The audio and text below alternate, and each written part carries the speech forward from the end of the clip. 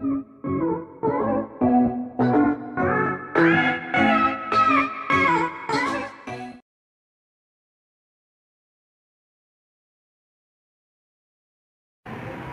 tubig, binubuhay po natin ang mga bata, binubuhay natin ang kanilang kaluluwa. Tubig, pinapatay natin ang kasalanang mana. Hinihiling natin sa Diyos kapag tumatanda ang mga bata ay maging mabuti sila at makamukha po sila ni Jesus. Okay? No? So ito po yung kahulugan ng binyag. Pinapabinyag niyo po yung mga bata dahil naniniwala kayo sa ating pananampalataya. Pabinyag niyo po yung bata, ang ninong niya hindi naman Katoliko, Iglesia ni Cristo. Bakit po pa pinabinyag sa Katoliko? Di ba? Dapat yung ninong mo, yung ninang mo, Katoliko din. At dapat mabuti silang Katoliko para tutularan ng bata yung kanyang ninong at nina. Yung pong mga ninong at ninang, kayo naman po yung tatanungin ko ngayon, ninong at ninang.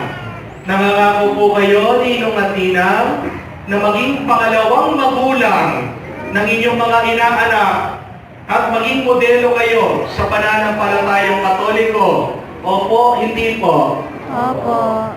Kung ganyan, kaluguran kong anak, matula na kayong tatanggapan kanitigpis na.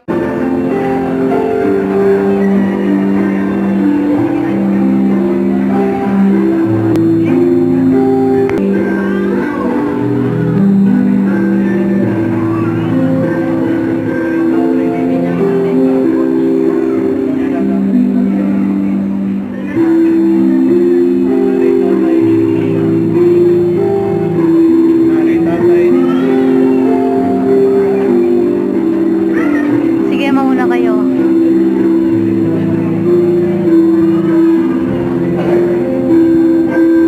Ako na ba? Sunod ka na.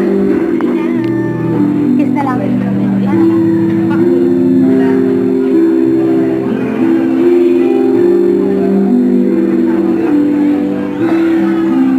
Thank you.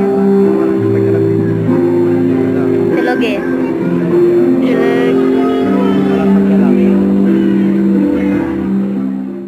Pula yung mata, pag hindi mapakali, no? Nanginginig. Paano mo alam ng isang tao ay nangangaliwa o may chicks? Mga asawa, alam niyo po ba kung nag-chicks yung asawa niyo?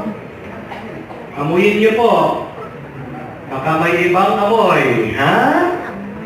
O tingnan niyo yung mga nila. Baka mayroong chikinini. Yung mga tanda nandyan, nalalaman natin na meron siyang kahulugan. No? Ito pong binyag ay isang tanda, isang sinyalis. At ano po pinapakita ngayon ng binyag sa mga bata?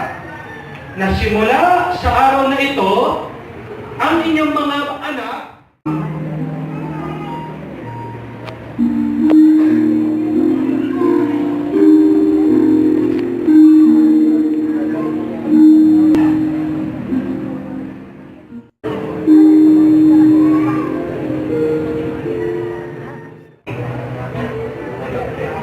Nasty, bibinyagan na ba? Kinagingin pa?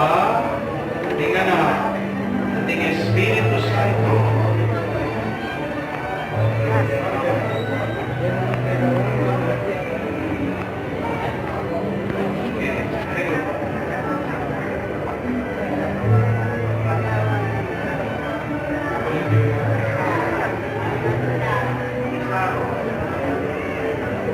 Isano, bibinyagan na ka, kinagingin pa?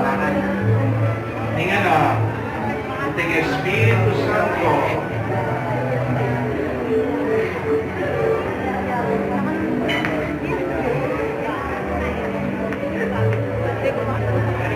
Thank you.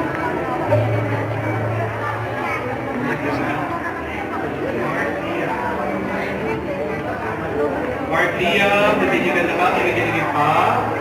Hindi nga na.